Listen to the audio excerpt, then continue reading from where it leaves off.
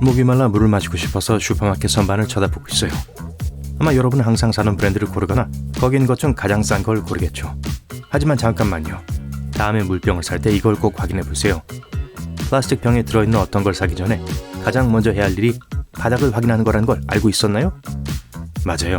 뒤집어서 안에 번호가 있는 재활용 기호를 찾아보세요. 이 번호가 새겨진 삼각형들은 사실 어떤 종류의 플라스틱이 병 제조에 사용됐는지를 나타내요. 그럼 1번으로 표시되어 있는 경우 일회용으로만 안전하다는 걸 알아두시기 바라요. 이 병을 햇빛과 따뜻한 온도에 노출시키면 여러분의 액체에 독성 물질을 방출하기 시작할 가능성이 높다는 뜻이에요. 그리고 그걸 마시는 건 재미있는 일은 아니겠죠. 이제 안에 있는 숫자가 3이나 7이면 일반적으로 피하는 게 가장 좋아요. 왜냐면 이 병들은 이미 여러분의 음료나 음식에 침투하는 화학물질을 방출하고 있을 가능성이 높기 때문이에요. 그리고 우리가 알고 있는 것처럼 장기간 노출되는 건 심각한 건강 문제를 야기할 수 있어요. 2, 4, 5 또는 pp라는 글자가 있는 걸 찾는 게 가장 좋아요. 이걸로 소비하는 게 가장 안전합니다. 여러 용도로 사용하기에 적합하며 장기간 보관할 수 있어요. 하지만 기억하세요. 주로 차가운 물을 그 안에 저장하고 때때로 소독해줘야 합니다. 물병 안에 어떤 종류든 뜨거운 액체를 넣는 것은 안에 있는 액체가 플라스틱으로부터 화학물질을 흡수한다는 걸 의미해요.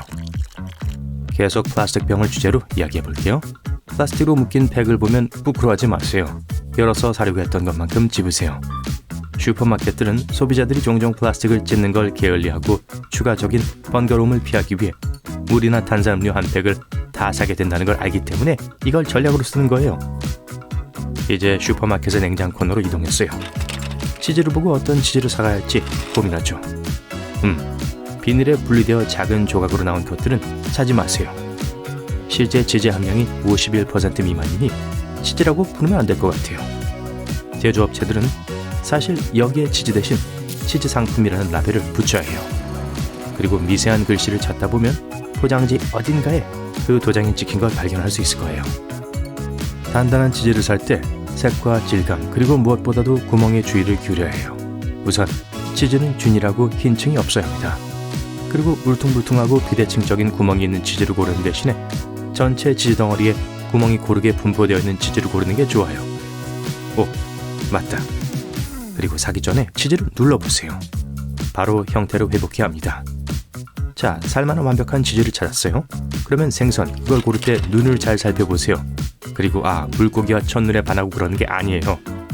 그냥 물고기의 눈이 밝은지 확인만 하면 돼요. 그리고 볼록한 눈은 물고기가 오래됐고 어쩌면 소비기간이 지났을 수도 있다는 걸 의미해요. 그리고 고기 애호가들을 위해 접착제 바른 고기를 사진 않았는지 확인하세요. 맞아요. 제대로 들은 거예요. 고기 제조업자들은 고기를 팔기 전에 고기 몇 조각을 붙이는 습관을 길렀어요. 약간의 흰가루, 트랜스글루타미나제 또는 액티바 GS의 도움으로 제조업자들은 더 많은 양의 고기를 팔기 위해 작은 고기 조각들을 붙여요.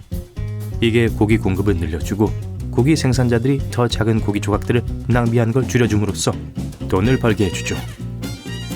접착제 발린 고기를 고르지 않게 포장된 고기에서 균열을 찾아보세요. 그 접착제가 식이섬유를 붙일 수는 있다고 해도 지방을 붙잡아둘 수는 없어요. 그러니 지방에 금이 있다면 누군가가 2개 이상의 고기 조각들을 접착제로 붙이려고 했다고 봐도 됩니다. 그리고 섬유질에서 균열을 좀 발견했다면 그건 접착제가 닳아 없어지고 있는 것일 수도 있어요. 이 쇼핑 팁을 시도해보고 다시는 접착제 발린 고기를 사지 마세요. 다음은 키위. 너무 무르다면 사지 마세요. 공교롭게도 아주 무른 키위는 엄청 썩었거나 과하게 익었을 거예요. 어쩌면 썩은 건 실제로 있진 않겠지만 무슨 뜻인지 알겠죠? 키위가 너무 물러지면 에틸렌이라고 부르는 걸 방출하는데 이게 과일의 끔찍한 신맛을 줘요. 어떤 걸 사야 할지 알고 싶다면 손가락을 그 위에 대고 밀도를 확인하세요. 손가락이 너무 많이 들어가면 안 좋은 징조예요. 하지만 약간만 들어가고 과일이 스스로 빠르게 다시 재구성된다면 그게 여러분이 찾고 있던 거예요. 이제 건강한 음식을 먹으려면 포장된 것 중 5가지 이상의 재료가 들어간 어떠한 것도 사지 마세요. 기본적으로 포장된 음식의 재료가 많을수록 아마도 더 많이 가공된 음식일 거예요. 물론 이 5가지 재료의 품질도 중요하죠. 아무튼 다음에 여러분이 뭘 살 것인지 선택할 때 이 점도 함께 고려해 보세요. 감자칩, 이 바삭한 걸 안 좋아하는 사람은 없죠? 하지만 대부분의 포장된 감자칩이 사실 감자의 42%로만 구성되어 있다는 걸 알고 있었나요? 결국엔 여러분의 선택이지만 제가 여러분이라면 사지 않을 거예요. 열기 전에 재료를 확인하세요. 그리고 3.6kg의 감자, 당근, 사과가 들어있다고 하는 미리 포장된 야채 봉지들, 정말로 그 정도의 무게를 여러분에게 판다고 생각하나요? 알고 보니 아니었어요. 각 봉지의 무게가 실제로 얼마나 나갔는지를 짐 저울로 확인할 수 있지만 보통 이 3.6kg은 2.6kg이 되고 계속 내려가죠. 슈퍼마켓이 우리를 속이려는 게 아니라 보통 포장하는 사람들이 봉지들을 급하게 채우느라 이런 일이 생기는 거예요. 가끔은 이 3.6kg짜리 봉지에 넣을 수 있는 생산물의 양을 실제로 재지도 않아요. 이제 여러분이 분홍색 면도날을 선호할지라도 사지 마세요. 핑크텍스라는 걸 들어본 적 있나요?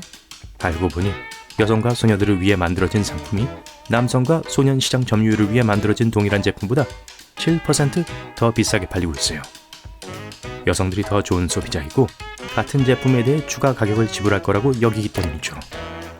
하지만 돈을 좀 아낄 생각이라면 그냥 파란색을 사세요. 이제 신선한 농산물을 사기 전에 PLU 코드를 잘 살펴보세요. 이게 뭔지 모르신다고요? PLU 코드는 미국의 개별 생산품에 적용되는 작은 스티커에 있는 4자리 또는 5자리 숫자예요. 4자리 코드는 보통 농산물이 유기농이 아닌 전통적인 방식으로 재배되었다는 걸 의미해요. 진열대에서 섞일 수 있으니 각각의 개별 제품들을 반드시 잘 살펴보세요. 그리고 숫자 9로 시작하는 5자리 코드는 제품이 거의 항상 유기적으로 길러졌음을 나타내요. 그래서 유기농 제품을 찾는다면 이걸 골라야 해요. 절대 녹색 감자는 사지 마세요. 녹색 감자는 실제로 존재하고 비록 대부분은 가게로 오지도 못하지만 조심하세요. 녹색 감자는 건강에 문제를 일으킬 수 있고 섭취할 수 있는 감자의 최고 품질과는 거리가 멀어요. 제대로 보관되지 않았거나 햇빛에 너무 노출되었기 때문에 녹색이 된 거예요. 그 안에 있는 녹색은 인간에게 해로운 독소의 특정 수준을 나타내는 것이니 멀리하세요. 18개월 이상 된 커피는 사지 마세요. 쇼핑하기 전에 유통기한 날짜를 보세요. 그리고 기회가 된다면 분쇄 원두보단 홀빈 원두를 사세요. 원두는 커피의 항산화 특성을 보존하고 마시기 전에 바로 갈아 마시는 게 보통 커피의 모든 힐링 성분으로부터 이익을 얻을 수 있는 가장 좋은 방법이에요. 그리고 마지막으로 온라인 쇼핑은 화요일과 목요일 사이에 하세요.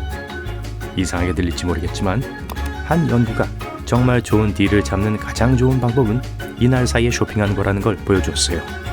가격이 제일 내려가 있거든요. 그리고 돈을 아끼려 한다면 일요일은 잊어버리세요. 절대 안 돼요. 오늘 새로운 걸 배웠다면 댓글로 알려주세요. 그리고 밝은 면과 함께 하세요.